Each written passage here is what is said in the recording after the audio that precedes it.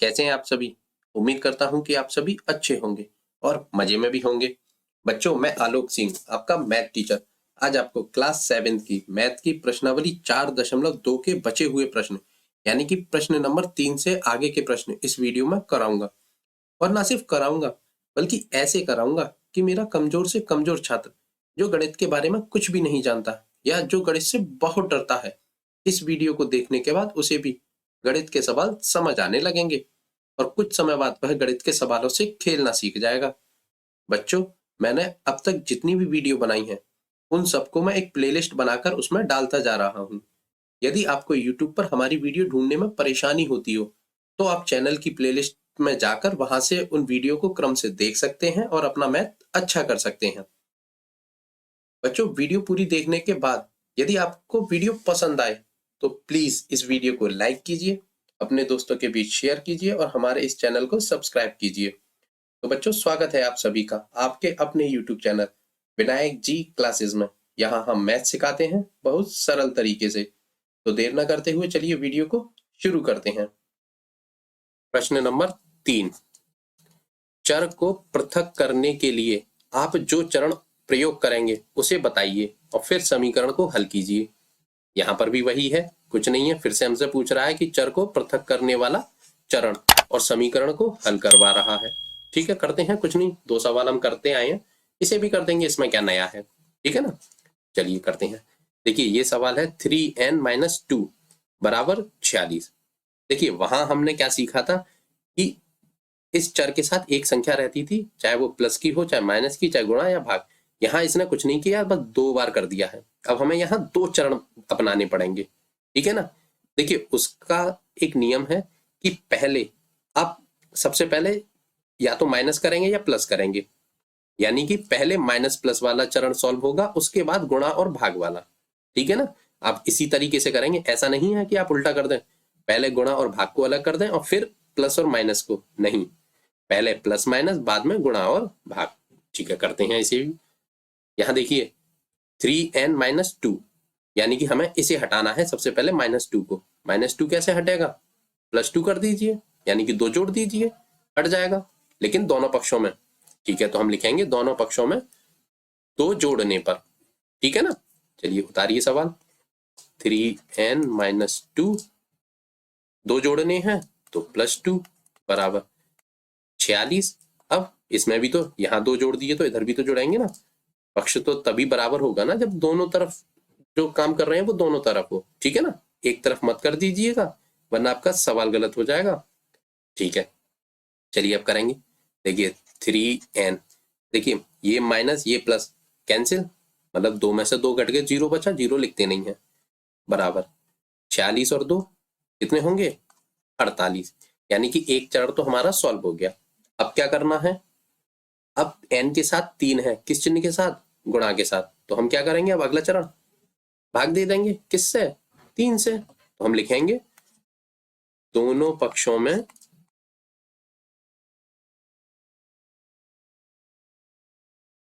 3 से भाग देने पर।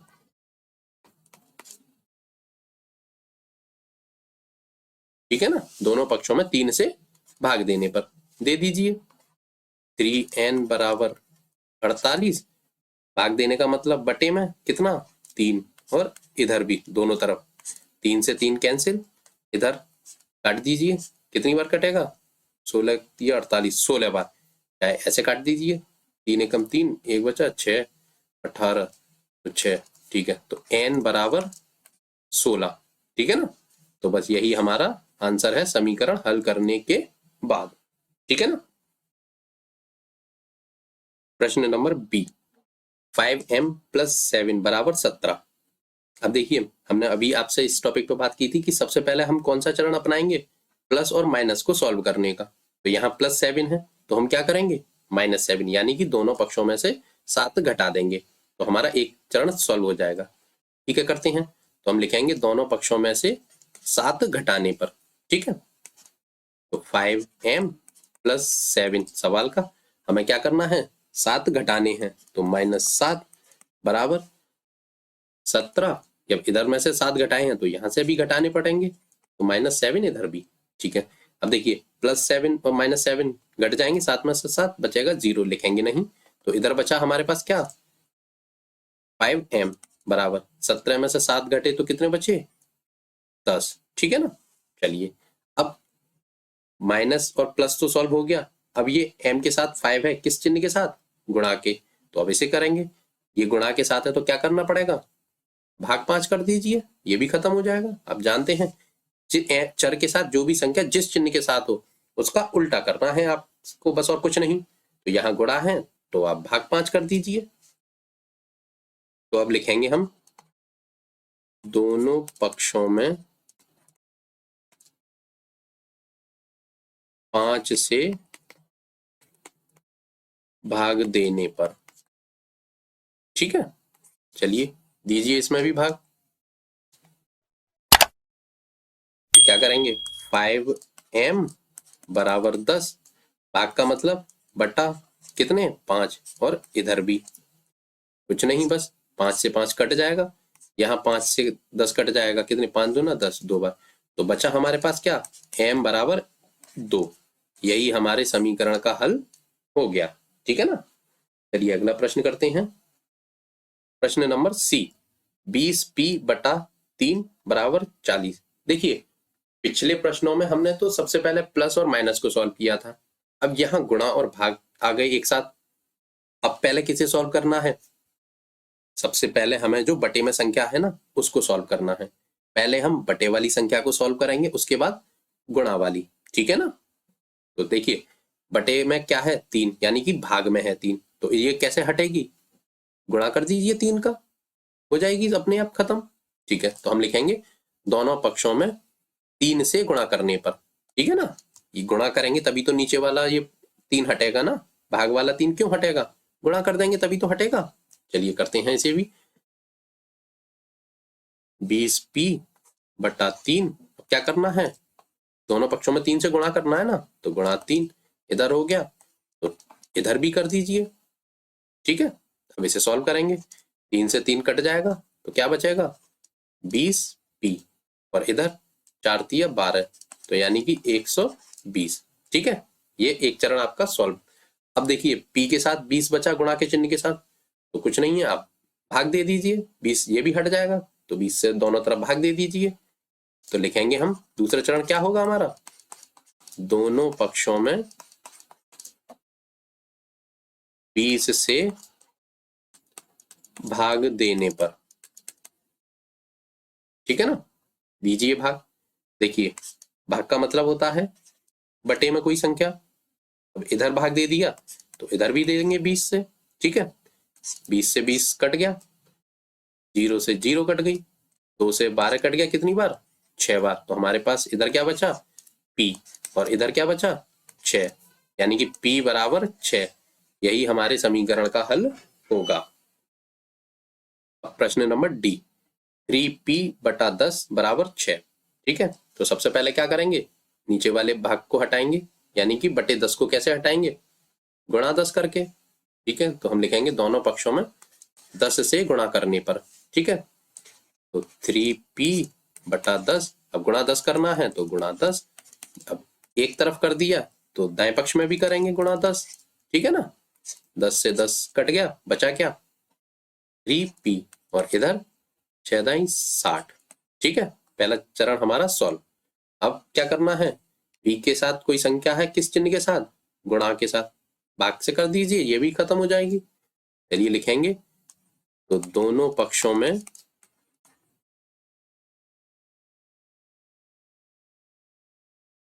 3 से भाग देने पर,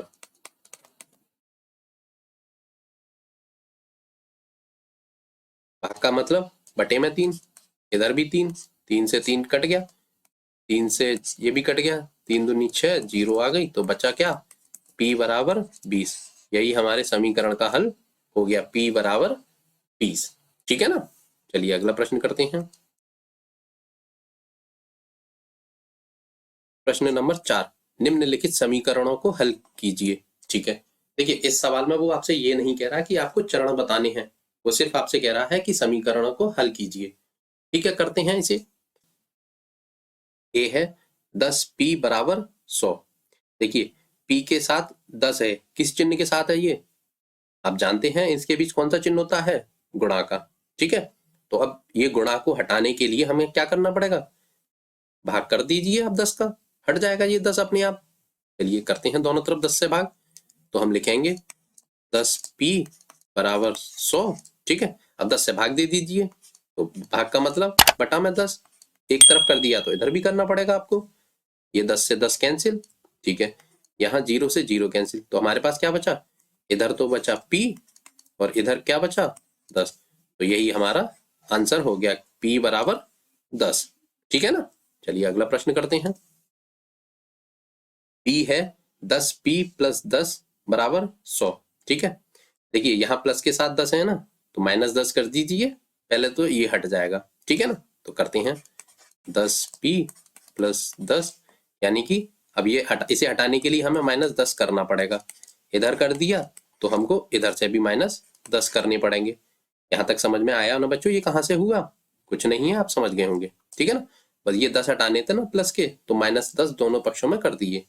तो देखिए अब हमारे पास क्या बचा? 10p, ये 10 में से 10 घट गए तो कुछ नहीं बचा, तो बराबर। अब यहाँ 100 में से 10 गए तो कितने बचे? 90। ठीक है, अब देखिए ये क्या है? p के साथ 10 है, किस चिन्ह के साथ? गुणा, तो आप भाग कर दीजिए। तो अगले चरण में हम करेंगे 10p बराबर 90, दोनों तरफ 10 से भाग। ठीक है, अब 10 से 10 कैंसिल, 0 से 0 कैंसिल, तो हमारे पास बचा p बराबर 9। ठीक है ना, यही हमारा समीकरण सॉल्व करने के बाद आंसर मिलेगा। ठीक है ना, चलिए अगला करेंगे। c है p बटा 4 बराबर 5। ठीक है ना, तो देखिए p के साथ 4 है, किस चिन्ह के साथ है? भाग वाले, यानी कि बटा में है तो भाग में है। तो अब क्या करेंगे? भाग को खत्म करने के लिए आपको गुणा करना पड़ेगा, तो बस दोनों पक्षों में आप 4 का गुणा कर दीजिए, हो गया आपका सवाल सॉल्व। तो हम लिखेंगे p बटा 4 बराबर 5। अब दोनों तरफ हमें 4 से क्या करना है? गुणा, कुछ नहीं। तो देखिए 4 से 4 कैंसिल। ठीक है, अब इधर क्या बचा? p बराबर 5 चौक 20। यही हमारा क्या है? p बराबर 20 ही हमारा समीकरण का जवाब है। ठीक है ना, चलिए अब ऐसे करते हैं डी नंबर को। d माइनस p बटा 3 बराबर 5। देखिए p जो है ना, p के साथ कोई संख्या है, वो किस चिन्ह के साथ है? नीचे वाली जो संख्या होती है वो भाग के ही साथ तो होती है। तो ठीक है, अब इसे हटाएंगे तो कैसे हटाएंगे? आप जानते हैं भाग वाली संख्या को कैसे हटाया जाता है? गुणा करके। ठीक है ना, उसी संख्या का गुणा कर देंगे हम इसमें। ठीक है, करते हैं। तो माइनस p बटा 3 बराबर 5, ये तो सवाल हो गया हमारा। अब क्या करेंगे? दोनों तरफ हम गुणा करेंगे, किससे? 3 से। तो बाएं पक्ष में कर दीजिए और दाएं पक्ष में। ठीक है ना, अब 3 से 3 कैंसिल, तो बचा क्या? Minus p। अब इधर 5 दिया 15। ठीक है ना, तो हमारे पास आया माइनस p बराबर 15। अच्छा बच्चों, आपके लिए एक नई चीज और यहाँ आई है कि चर के साथ यदि माइनस का चिन्ह हो तो हम इसे दूसरी तरफ पहुंचाएंगे।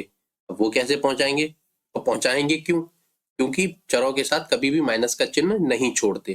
ठीक है ना, इस चिन्ह को हमेशा अचरों के साथ पहुंचा दिया जाता है, यानी कि संख्याओं के साथ लगा दिया जाता है। अब आपके दिमाग में एक थोड़ा सा प्रश्न आया होगा कि पहुंचेगा कैसे? ये भी तो है ना कि कैसे पहुंचेगा। कुछ नहीं करना, एक चीज सोचनी है कि हम इस संख्या के साथ ऐसी किस संख्या का गुणा करें कि इसके मान पर भी फर्क ना पड़े और चिन्ह भी हट जाए। अब ऐसी तो सिर्फ एक ही संख्या होती है कि उस संख्या का गुणा करने पर किसी भी संख्या के मान पर कोई फर्क नहीं पड़ता, और वह संख्या होती है कौन सी? एक। एक का गुणा आप किसी भी संख्या में करेंगे तो उसके मान पर कोई भी फर्क नहीं पड़ेगा।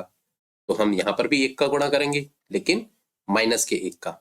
ठीक है ना, तो हम लिखेंगे माइनस p गुणा माइनस 1, और इधर भी करेंगे क्योंकि आप जानते हैं समीकरण को सॉल्व करते समय हमें जो एक पक्ष में करते हैं वही हम दूसरे पक्ष में भी करते हैं। ठीक है ना, तो इधर -1 का गुणा किया है तो इधर भी -1 का गुणा करेंगे।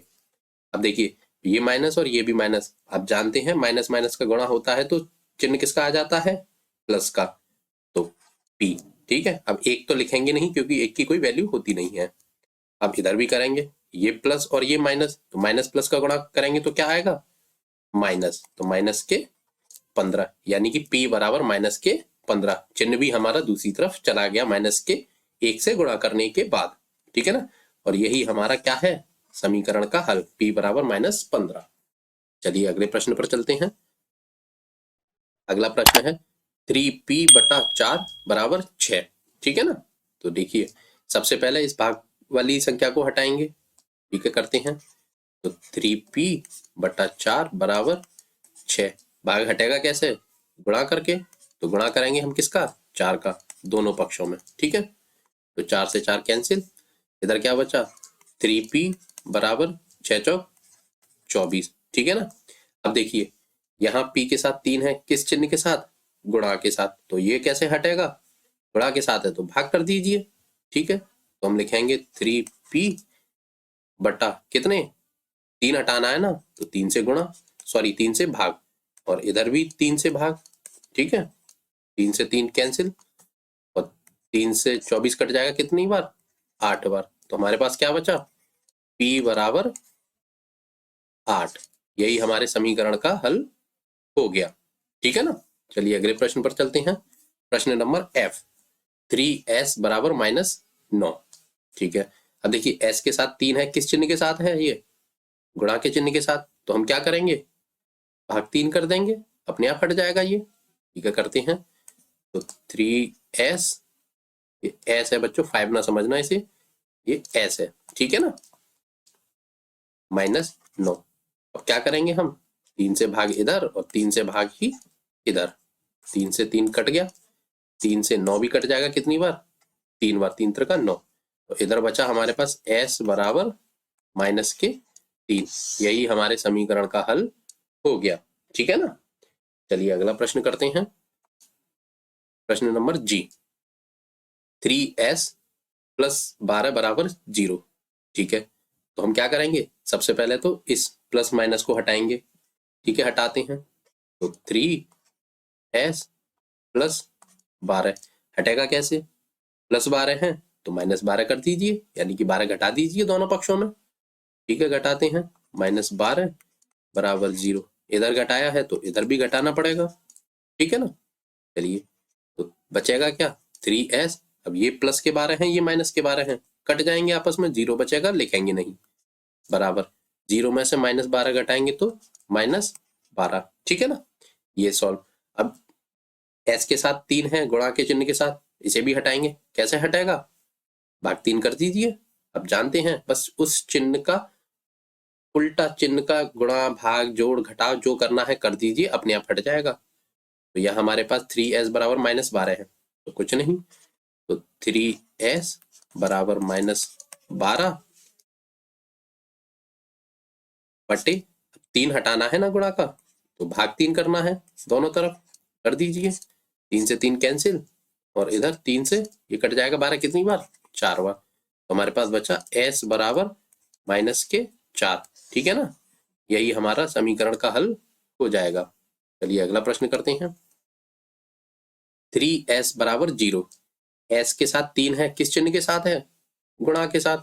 चलिए कैसे फिर हटेगा कैसे, ये गुणा के साथ है तो भाग के साथ करना पड़ेगा, अपने आप हट जाएगा। चलिए करते हैं भाग दोनों तरफ, तो 3s भाग 3, ठीक है, और इधर क्या है 0, तो इधर भी भाग 3 करना पड़ेगा ना। चलिए तो देखिए 3 से 3 कैंसिल, अच्छा अब 3 का भाग 0 में देंगे तो कितनी बार जाएगा, 0 बार। चलिए आप जानते हैं 0 के साथ यदि हम किसी का भी भाग देंगे तो 0 उसे अपने जैसा बना लेगा, तो हमारे पास क्या बचेगा, s बराबर 0, ठीक है ना। चलिए अगला प्रश्न करते हैं। आई है 2q बराबर 6। अब देखिए q के साथ 2 किस चिन्ह के साथ है, अब तो आप समझ ही गए होंगे ना, गुणा के साथ है, तो ठीक है, गुणा हटाने के लिए हमें भाग करना पड़ेगा, किससे, 2 से, तो ठीक है 2q बराबर 6, भाग कर दीजिए किससे, 2 हटाना है तो 2 से, एक पक्ष में किया है तो 2 में भी करना पड़ेगा, 2 से 2 कैंसिल, 2 से 6 कट जाएगा कितनी बार, 3 बार। तो q बराबर कितना बचा, 3। यही हमारे समीकरण का हल हो जाएगा। ठीक है ना। चलिए अगले प्रश्न पर चलते हैं। प्रश्न नंबर ये है जे 2q माइनस 6 बराबर 0। ठीक है, तो सबसे पहले क्या हटाएंगे, -6। ठीक है, चलिए हटाते हैं बच्चों इसे। 2q माइनस 6 हटेगा कैसे, ये तो बताइए। हाँ सर, मुझे पता है आप क्या सोच रहे हैं, -6 है तो +6 कर दीजिए, तभी तो हटेगा ना। ठीक है, कर दे हैं +6 बराबर 0। अब इधर कर दिया तो इधर तो करना ही पड़ेगा, तो इधर भी कर देंगे +6। ठीक है, तो बचा क्या, 2q। ये -6 +6 आपस में कट जाएंगे तो बचेगा क्या, 0। लिखेंगे नहीं, इधर 0 और 6 को जोड़ेंगे तो बचेगा 6। ठीक है। अच्छा, अब q के साथ 2 हैं, किस चिन्ह के साथ हैं, गुणा के साथ। ये कैसे हटाएंगे, भाग 2 करके। करते हैं इसे भी भाग 2। q बराबर 6। अब क्या करना है, भाग 2। अब बाएं पक्ष में कर दिया तो दाएं पक्ष में भी करना पड़ेगा, तो 2 से 2 कैंसिल, इधर 2 से 6 कैंसिल, कितनी बार, 3 बार, 2 तिया 6। तो हमारे पास बचा q बराबर 3। यही हमारे समीकरण का हल हो जाएगा। ठीक है ना। चलिए अगला प्रश्न करते हैं। 2q प्लस 6 बराबर 0। ठीक है ना। देखिए फिर यहाँ सबसे पहले क्या हटाएंगे, प्लस और माइनस वाले इस सवाल को। ठीक है, तो हम 2q प्लस 6, अब +6 कैसे हटेगा, यदि हम इसमें -6 कर देंगे तो हट जाएगा।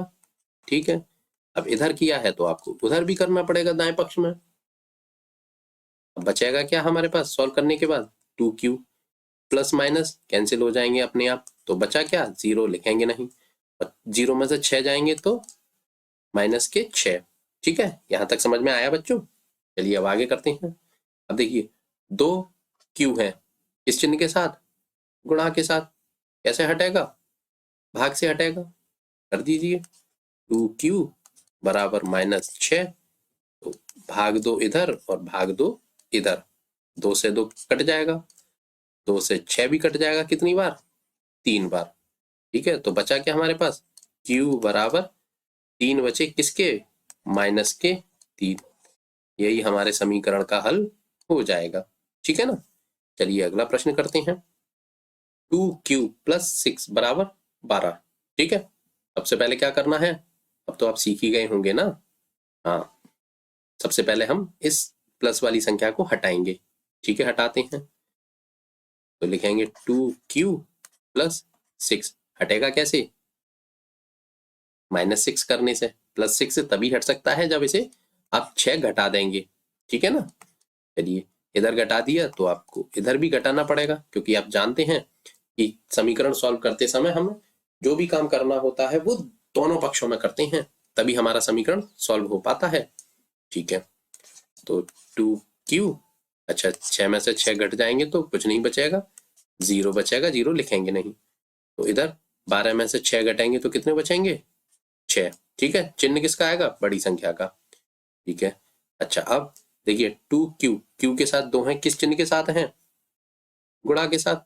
अब गुणा वाली संख्या कैसे हटती है, भाग वाली संख्या से, तो दोनों तरफ हम भाग कर देंगे, किसका, 2 का। 2 हटाना है ना, तो 2 का भाग कर देंगे, तो लिखेंगे 2q बटे 2। 2 से भाग देने का मतलब बटा 2 बराबर 6। अब इधर दिया है तो आप इधर भी लिखेंगे 2 बटे में। ठीक है, काट दीजिए, 2 से 2 कट गया, 2 से 6 कट गया, कितनी बार, 3 बार। हमारे पास क्या बचा, q बराबर 3। यही हमारे समीकरण का हल हो गया। अच्छा बच्चों, एक बात बताइए, वीडियो तो पसंद आ रही है ना, यदि आ रही है तो प्लीज वीडियो को लाइक कर दीजिए, चैनल को सब्सक्राइब करना बिल्कुल मत भूलिए। पता है ऐसा मैं क्यों बोल रहा हूँ, क्योंकि मैं जब भी कोई नई वीडियो डालूंगा, रोज डालता रहता हूँ, तो आप चैनल को सब्सक्राइब कर लेंगे तो मेरी वीडियो डालने का नोटिफिकेशन सबसे पहले आपके पास पहुंचेगा, और आप उस वीडियो को सबसे पहले देखकर अपना मैथ अच्छा कर पाएंगे। यदि आपका मैथ अच्छा होगा तो आपके नंबर अच्छे आएंगे। अब नंबर अच्छे लाने हैं तो आपको छोटा सा काम करने के लिए ही तो बोल रहा हूं मैं। आपके वीडियो के नीचे जो लाल कलर का बटन है, बस उसको दबाना है, चैनल सब्सक्राइब हो जाएगा, और बेल आइकॉन यानी कि घंटी पर ऑल पर क्लिक कर देना है। ठीक है ना, तो बस इतना करना है बस। अच्छा, बच्चों इस वीडियो में बस इतना ही, क्योंकि आपके सारे सवाल सॉल्व। अब हम मिलते हैं अगली वीडियो में नेक्स्ट एक्सरसाइज के साथ। तब तक के लिए बहुत बहुत धन्यवाद।